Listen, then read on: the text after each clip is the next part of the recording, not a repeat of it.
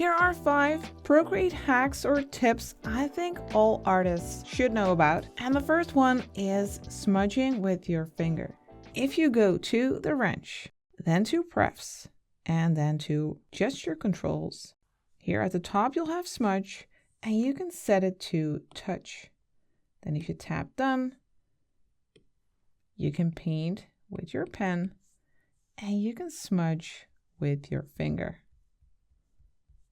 Another great tool is using the pencil option for adjustments. Let's say you want to change the color, but only in a certain area.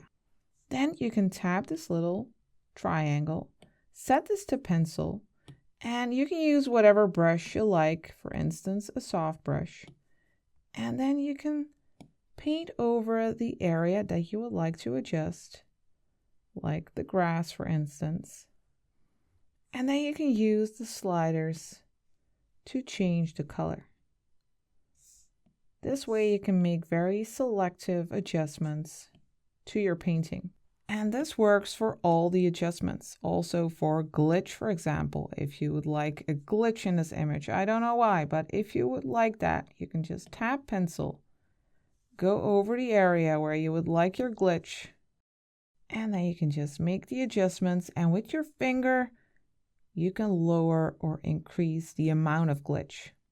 This also works with blurring, for example. So this gives you a great amount of control. If you'd like to paint these images, by the way, I'll leave links in the description for all of these tutorials. So come and join me at Patreon if you really want to improve your Procreate drawing and painting skills. Another great tool to really improve your workflow is the quick menu. If you go to the wrench again and to prefs, to gesture controls, you'll find quick menu over here. And for instance, you could set it to this setting where you need to touch the little square and use your Apple Pencil. So we can tap done.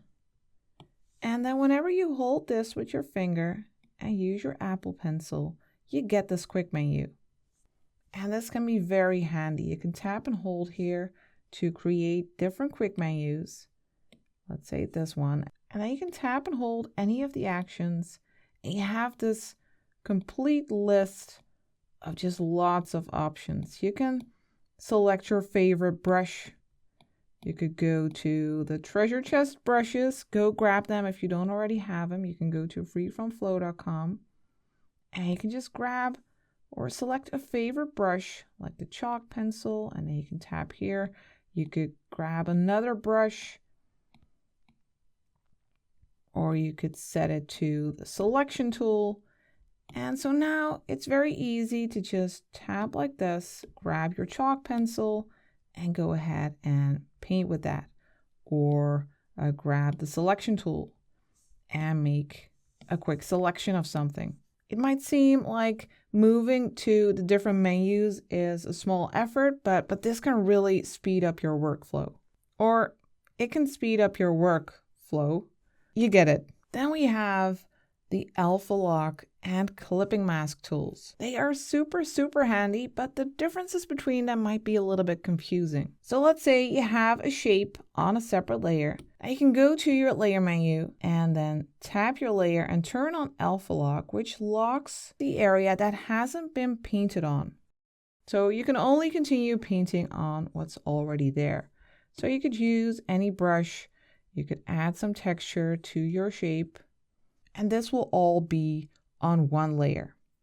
Now the difference with Clipping Mask is that with Clipping Mask, you can get the same result, but on a separate layer. You can tap the plus, tap that new layer, and set it to Clipping Mask. Now this is clipped to whatever is painted on this layer. So whatever you paint here will only show up on the areas which have been painted on. So it doesn't matter if you have Alpha Lock turned on or off here, still this will only show up on the shape. So let's just grab a different color slightly and add even more texture. And you can see it stays inside the shape. But the handy thing about having a separate layer is that, for instance, you can go to the Move and Transform tool and move it around. Make it smaller, bigger. You can use warp. And you can't do that when it's on the same layer, when you have been using alpha lock. So the result is the same, but clipping mask gives you more flexibility. The final tool that is super handy to know about as a digital artist is the drawing guide. You can use the drawing guide to draw things in perspective. For instance, like a top-down view of a bedroom. Or you can use it to make symmetrical shapes, like an easy jar shape, saving you time and effort. Or it can help you create isometric shapes. To use this handy feature, you just need to go to the wrench, to Canvas, turn on your drawing guide, and then when you go to Edit Drawing Guide, you have all of these options, like 2D grid for vertical and horizontal lines, isometric, perspective, for which you need to tap on your screen to create vanishing points, and symmetry, which also has loads of options here for vertical, horizontal, quadrant, where you have 4 of these sections, or radial, which is perfect for mandalas, for instance.